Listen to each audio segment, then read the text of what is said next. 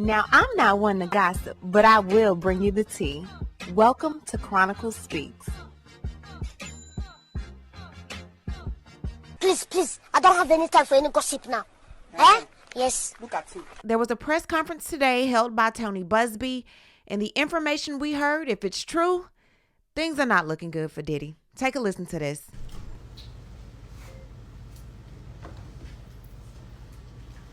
Hello, everyone. My name is Tony Buzzbee. I'm a lawyer here in Houston. I'm licensed in Texas and in New York. And I'll introduce other members of our team as they speak. As many of you know, our law firm has been at the forefront of some of the most important litigation in the United States. We like the tough cases. We thrive in the complicated cases. We've handled over the last 25 years some very big and very important cases. I believe that this one may surpass them all. There are many facets to this.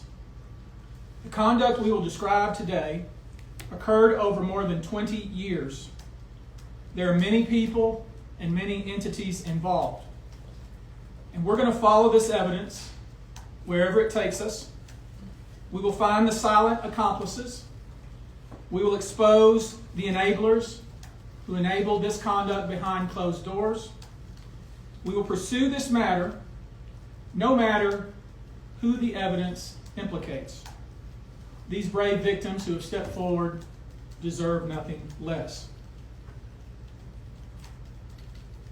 The biggest secret in the entertainment industry that really wasn't a secret at all has finally been revealed to the world. The wall of silence has now been broken, and victims are coming forward. Our team has had at this point more than 3,285 individuals contact us, with people claiming to have been victimized by Sean Combs. After vetting, we now represent 120 individuals who intend to bring civil claims in civil court against Sean Diddy Combs, as well as claims against many other individuals and entities that we will name as defendants as we file these individual cases.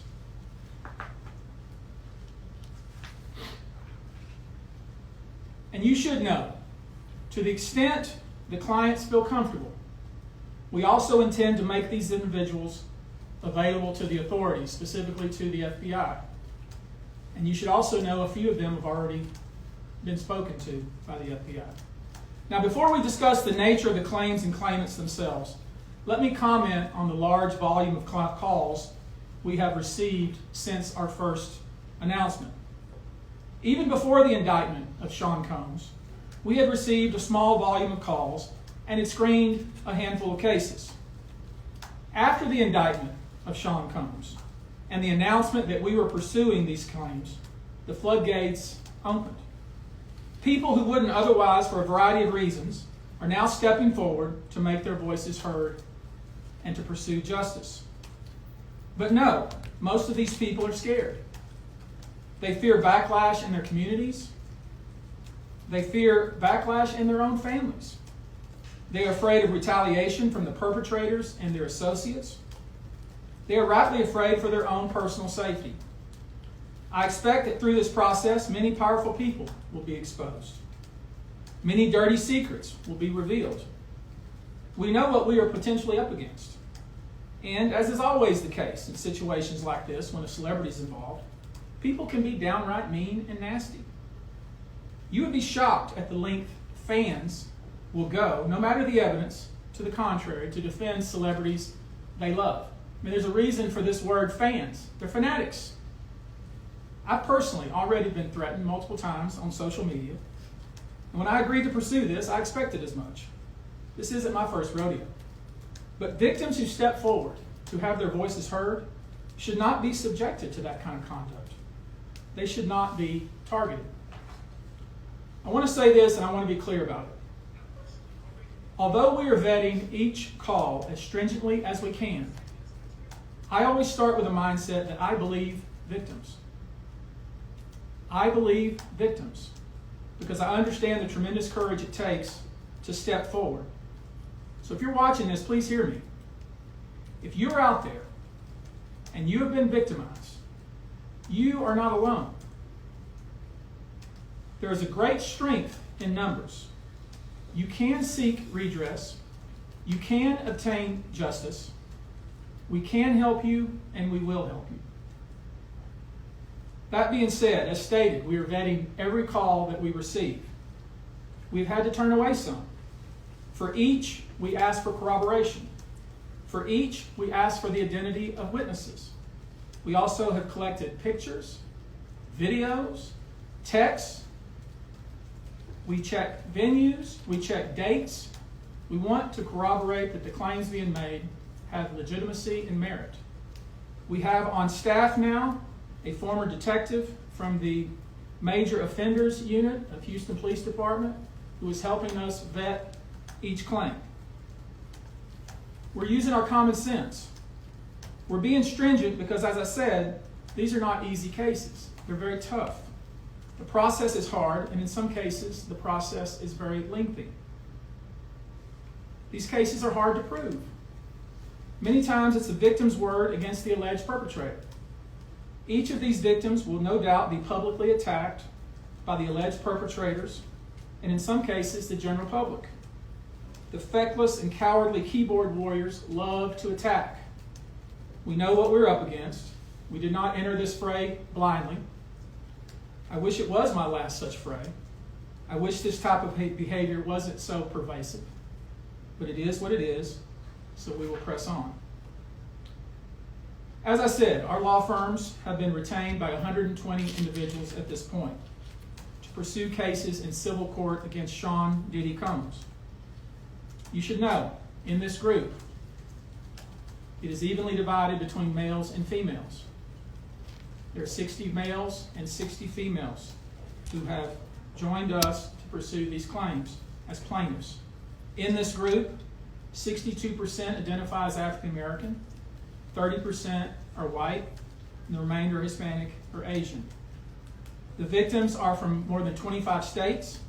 The majority are from California, New York, Georgia, and Florida. I don't want to focus on the ages of these victims. When you talk about the ages of the victims when the conduct occurred, it's shocking. Our youngest victim at the time of the occurrence was 9 years old. We have an individual who was 14 years old. We have one who was 15. 25 of the 120 individuals who are plaintiffs in these cases were minors at the time of the acts complained of. The time frame of the acts complained of is very wide. The conduct at issue spans from the years 1991 all the way till this year, 2024. If you wonder why there are so many alleged victims, that's your answer. We're talking about more than 25 years of this type of conduct. Now, although most of the victims who have stepped forward were victimized after 2015, this has been going on for a very long time. Now, when you think about the fact that some of this conduct occurred 25 years ago, and you wonder why would it take somebody so long to step forward, I want to remind you that many states in the United States have recognized that it's very difficult for a victim to step forward and to make these types of allegations when something very terrible has happened to them.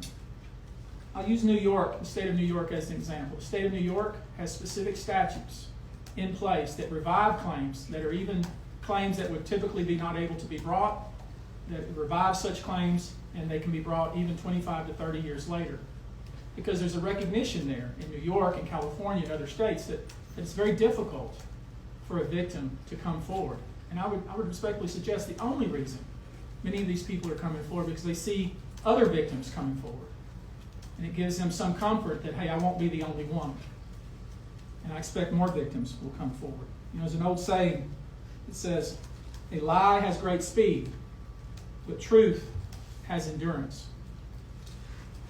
The acts complained of in these cases that we're going to file occurred primarily in New York, either Manhattan or the Hamptons, or occurred in California, primarily in Los Angeles, or in Florida, primarily in Miami.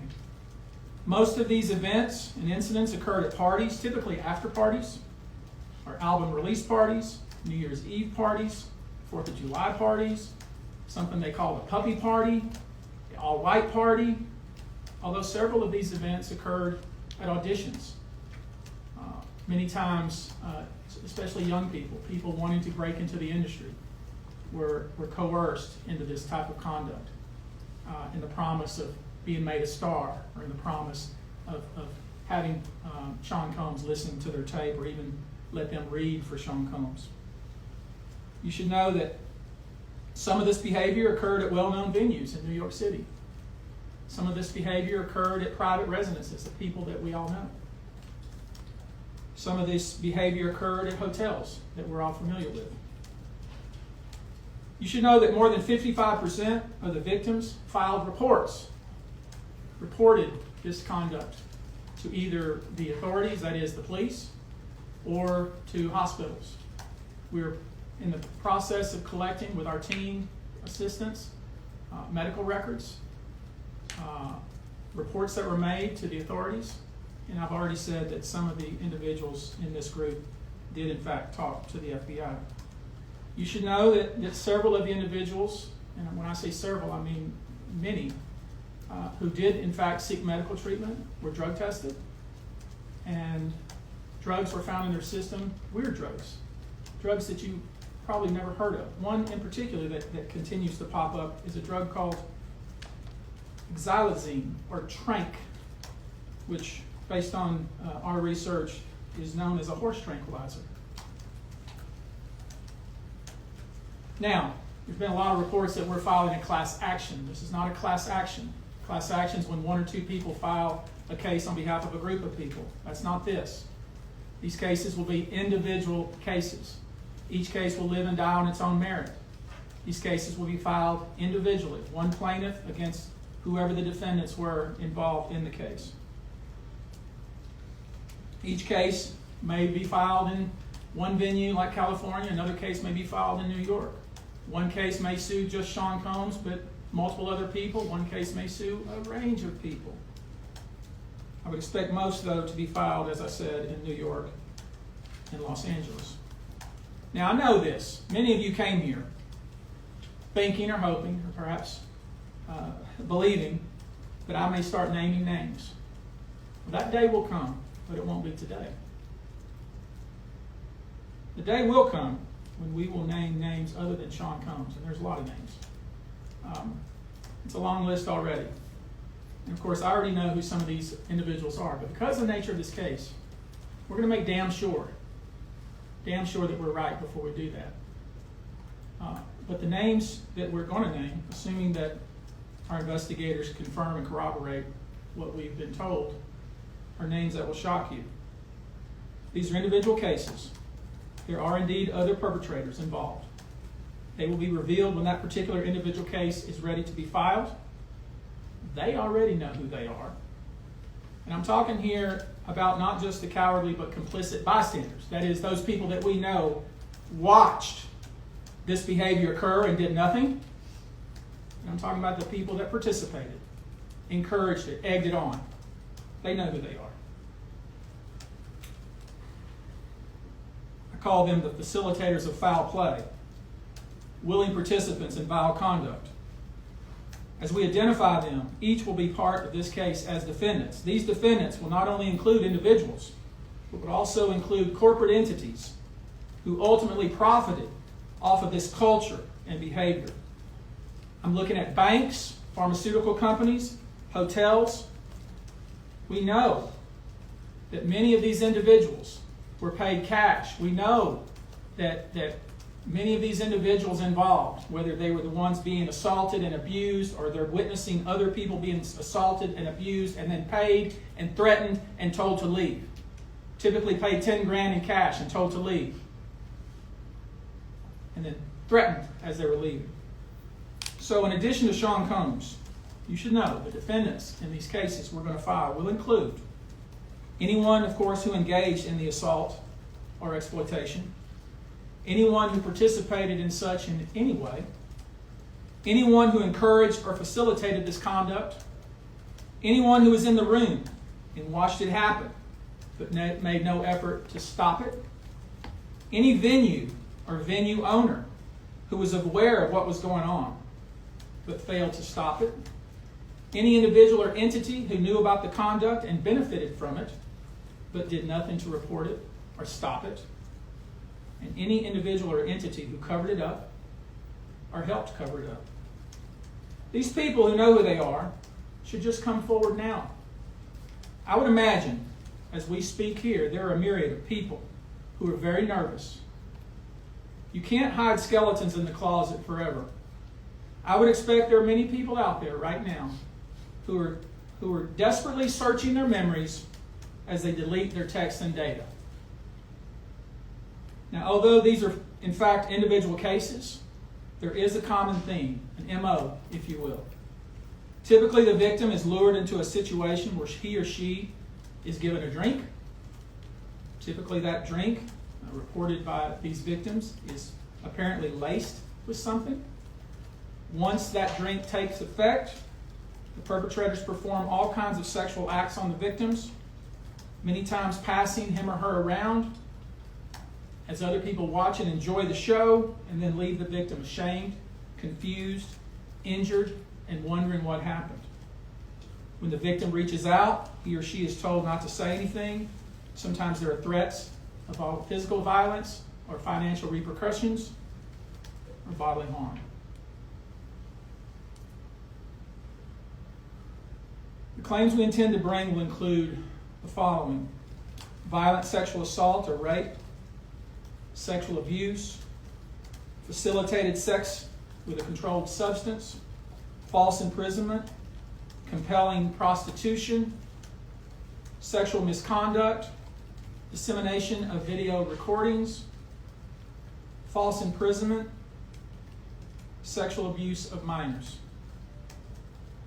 Given the large volume of cases, and given our other docket obligations, and given the fact that we want to be sure when we file these cases that they are fully vetted, I expect we'll start filing these cases against Sean Combs and other perpetrators within the next 30 days.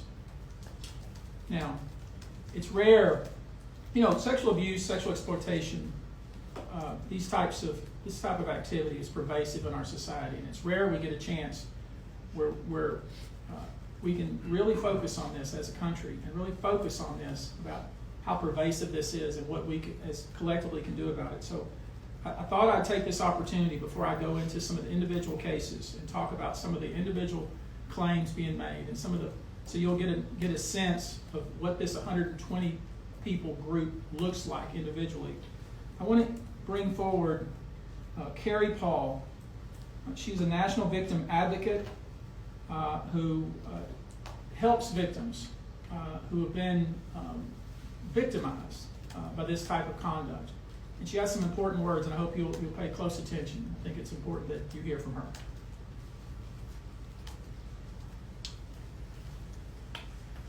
Hello, I'm Carrie Paul, the National Victim Advocate.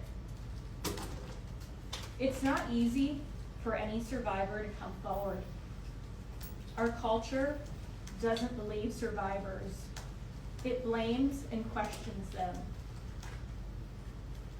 Instead of showing support, many choose to enable abusers.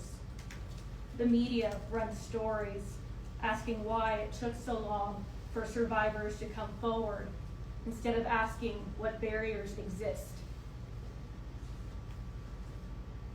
We also don't equip law enforcement with the ability to handle sexual assault crimes. Lack of funding translates to lack of training. We have officers in the field that don't know what to say to a rape victim, and also an alarming amount of backlog untested rape kits. Prosecutors are focused on what they can prove in a case, and if so, how to do that at time of trial. Advocates and staff are stretched thin with growing caseloads in the criminal justice system. Most people don't know how the criminal justice works in general. There isn't enough staff or resources to adequately explain the entire process to every victim and survivor. Our culture works against victims and survivors every day, and abusers know this. Abusers work themselves into positions of power, building a public image that is trusted and financially large enough to make people look away. Abusers are unfortunately very skilled at power and control, the foundation of abuse.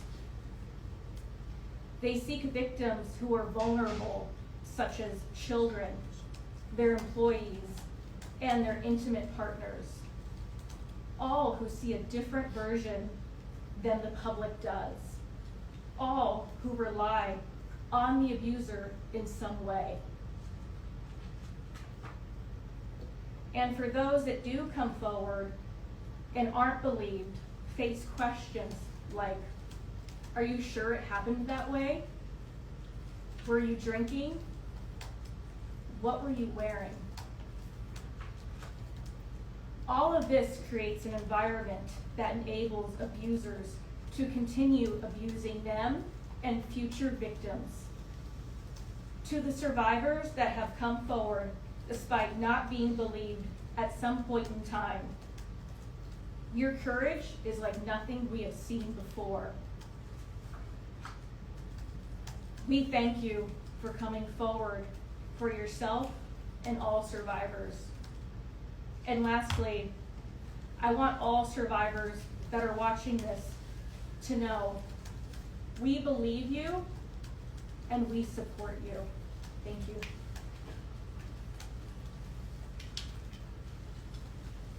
I want you now to hear from my co-counsel, Andrew Van Arsdale.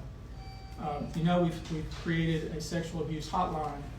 I want him to visit with us just a few moments about how that works and the kind of volume of calls we've received. Thank you, Tony. Like Tony said, my name is Andrew Van Arsdale. I'm the managing partner of ABA Law Group. We have offices in California, Montana, and North Carolina. To build off of what you just so well said, it's very hard to come forward. And given what we've experienced the past 10 days is really unprecedented in my career, at least. We represent thousands of survivors of abuse, and never, ever in a 10-day period have we seen over 3,000 people come forward where we've confirmed and decided to investigate and represent 120 people while we're continuing to work through another 100 plus cases to prove them up, to validate what had happened here, and to hold those that are responsible accountable. And so like Tony said, we've set this up. 1-800-200-7474. I have a team of people standing by literally. If you know that this happened to someone and you have information about it, please contact us. If this happened to you, come forward. There's attorney-client privilege here. What you tell us is in confidence. Yes, we'll have to go out and build your case, but we will protect you. And the other thing that I want to say is the pattern and practice of this, again, it's unprecedented. Over 30 plus years of the same sort of events happening, people thrust into the circle reportedly, and horrible things happening to them as a result. And from talking to these people that have come forward these past 10 days, I can tell you unequivocally that because the federal government did what it needed to do and indicted this man, that they put him in jail and a judge kept him in jail, they tell me directly, this validates my feelings. For so long, I thought it was my fault. What is it about me that put myself in that scenario? What was I wearing at the time? What did I do to be subjected to such horrific treatment at these people that I was trying to trust? Well, we know now it was not your fault. You were victimized by a group of powerful people that operated for 30 plus years, taking advantage of their wealth and the power that they held within the music industry. So again, thank you to every single person that has come forward and contacted our office over the past 10 days. If you or someone you know suffered the same sort of treatment, please contact us at the number behind me and we will help you. Thank you. I think it speaks to how important this issue is in the United States and frankly internationally, that we have reputable people here that want to provide kind of information that I think victims need to hear, witnesses need to hear, the public needs to hear. Let me introduce to you now Olivia Rivers from the Texas Association Against Sexual Assault, and let her visit with you a few moments about these types of cases. Thank you. Good afternoon, everyone. My name is Q Olivia Rivers. I am just served my 6th year as the board chair for the Texas Association Against Sexual Assault. I'm also the CEO for the Bridge Over Troubled Waters, which is a local rape crisis center here in the Houston area. So thank you for being here as we address these heinous crimes. Sexual assault is not just a crime of violence against the body. It's an assault on the very essence of human dignity and safety. It shatters lives, it destroys confidence, and all too often, it leaves survivors feeling like they are voiceless, isolated, and vulnerable. The reality for many survivors is that coming forward to report their assault is one of the most difficult and daunting tasks that they will ever have to do. And for some, it may take days, months, or even years to speak up if they ever do. The reasons for this have been mentioned, but include the fear of being disbelieved, being blamed or judged, and of course, retaliation. The trauma of the assault itself being compounded by the trauma of the criminal justice process, where survivors must relive their experience in order to seek justice. And these feelings and fears are further exacerbated when the allegations are against prominent figures in the entertainment industry or Hollywood. Cases involving powerful figures often attract significant media attention, which can deter victims from coming forward due to fear of public exposure or scrutiny. The intense focus on these high-profile cases can make survivors feel that their personal lives are being put under a microscope, causing further emotional distress. These allegations mentioned here today, as reported, reflect deeply troubling claims that deserve thorough investigation, and no individual, regardless of their stature, is above the law or public accountability. Sadly, the statistics paint a very disturbing picture. According to the National Sexual Violence Resource Center, 1 in 3 women and 1 in 6 men will experience some form of sexual violence in their lifetime. In the US alone, there are approximately 463,000 victims of rape or sexual assault every year, and these numbers barely scratch the surface, as sexual violence remains one of the most underreported crimes. But the numbers that follow tell an even more troubling story. Only about 23% of sexual assaults are reported to law enforcement. Of those, just 5% lead to an arrest, and even fewer, less than 1% of reported cases ever result in a conviction, which is a devastating gap between the crime and the justice that survivors deserve. I want to briefly focus on our state here in Texas. According to the Texas Association Against Sexual Assault, 6.3 million Texans, men and women, will experience some form of violence. That's every 2 minutes someone is sexually assaulted, meaning during the course of this press conference, around 60 individuals will forever be changed by this violence. And those are just a few of the victims. Obviously, this is unacceptable. We cannot allow this cycle of silence and inaction to continue. We have to create an environment where survivors feel empowered to come forward, where they are met with empathy and respect and support, not skepticism and blame. We have to ensure that our legal system is equipped to handle these cases with the seriousness they deserve, and that survivors have access to the resources that they need beyond the legal courtroom. We have to address the root causes of this epidemic: prevention, awareness, and fostering environments where respect, consent, and safety are non-negotiable values. Additionally, support for survivors has to be holistic. They have to have access to counseling, medical services, legal advocacy, and of course, community support, regardless of whether they choose to report or not. To every survivor who has come forward, your bravery is an inspiration. To those who are still grappling with their decision, know that you are not alone and that your voice matters. Your story matters. We see you, we believe you, and we are committed to fighting for a future where sexual violence is no longer tolerated and where justice is not the exception, but the standard. Thank you. I want to visit with you real quickly before we close here about some specific instances without disclosing the victim's name. You probably know that depending on the age of the victim, you can file these cases, these individual cases, under Jane Doe or John Doe. Each state is different in that respect.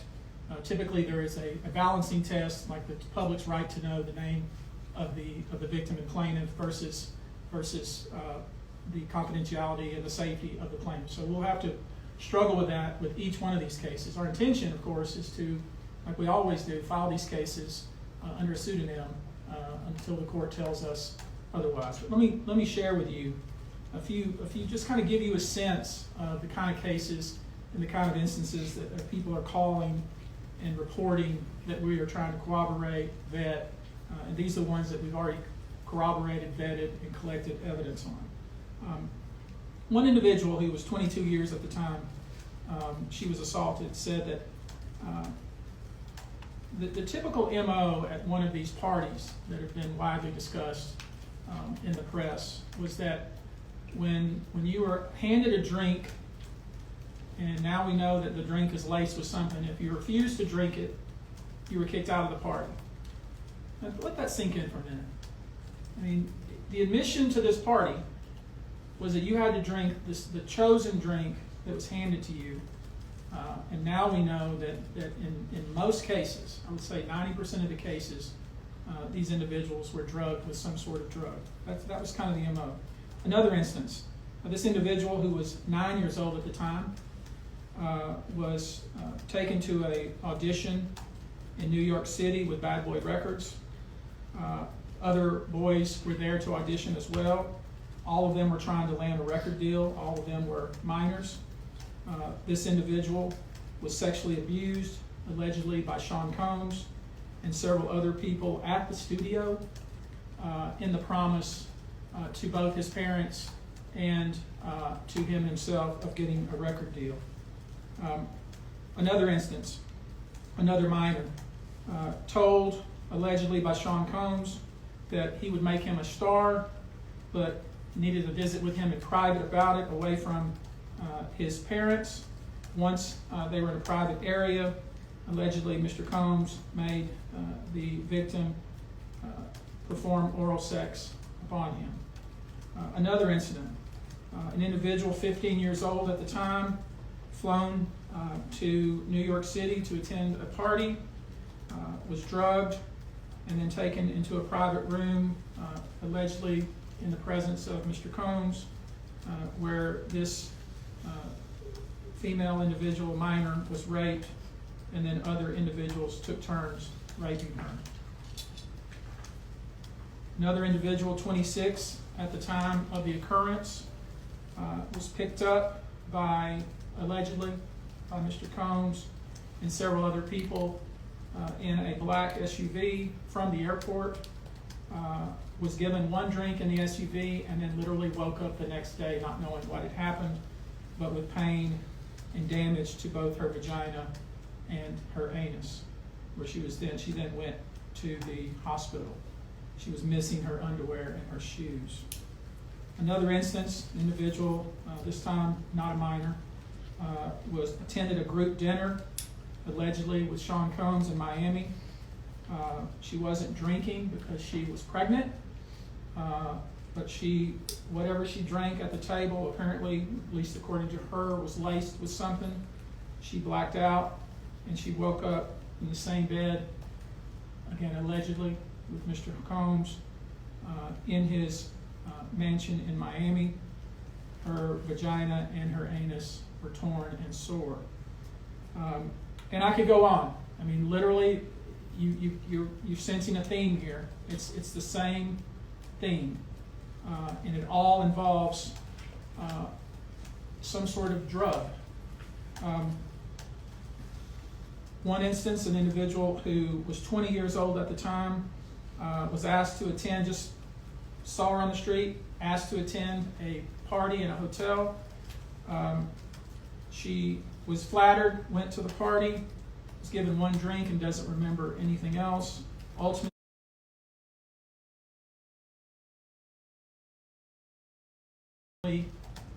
was so messed up, went to the hospital where they found cocaine and this horse tranquilizer in her blood system. I'm going to give you a quote from a very young man who told us over the phone about his experience and all the things that happened to him. He says allegedly at the hands of Sean Diddy Combs and his friends in the effort to try to sign a record deal. This was kind of what he was told he would have to do. His quote is, "Had he not been in power, I feel like I could have been something great. I quit the industry because of what Sean Combs did to me." And that's really what it comes down to. We are pursuing this, asking you to support this effort, to encourage witnesses and victims to come forward and bring your evidence so we can continue to break down this wall of silence and we can continue to have these stories heard. This is the beginning of what I hope to be a national dialogue. This type of sexual assault, sexual abuse, and sexual exploitation should never happen in the United States or anywhere else. This should have never been allowed to go on for so long. This conduct has created a mass of individuals who are injured, scared, and scarred. If you are one of those individuals, we ask you to reach out. If not to us, to someone you trust. If you are someone who witnessed any of these events, we ask you to reach out. Your name can remain confidential. With that, I'll take a few questions, not many, maybe two, but if you have a question, I'll be pleased to try to answer it. Perfect. How many minors are making accusations in total, and are the feds aware of the allegations of minors in the case? I don't know what the feds are aware of, okay, but I do know it's 25 out of this 120. Tony, I will say this to that point. We welcome the FBI or any authority who wants to come to us, and we're going to make that available to these victims because I think that's important. My suspicion is, based on talking with these folks, is that the FBI is just not aware of these people. The FBI has talked to some of these folks, and I'm going to try to encourage the victims to in fact talk to the FBI because I think they have some very important things to say. Tony, were all of the children auditioning because they were musicians, or were any of them kids of employees or anything like that? All seeking either TV or some sort of music career with promises of, we're going to make you a star. Instead, basically did things to them such that they don't want to have anything to do with the entertainment industry ever again. All right, guys. Thank you very much for your attention. We're going to go now. Thank you. Do you anticipate any Houston cases? Any filed here? Locally, yeah. There's a few plaintiffs here, but I don't anticipate filing them here. Probably in New York City.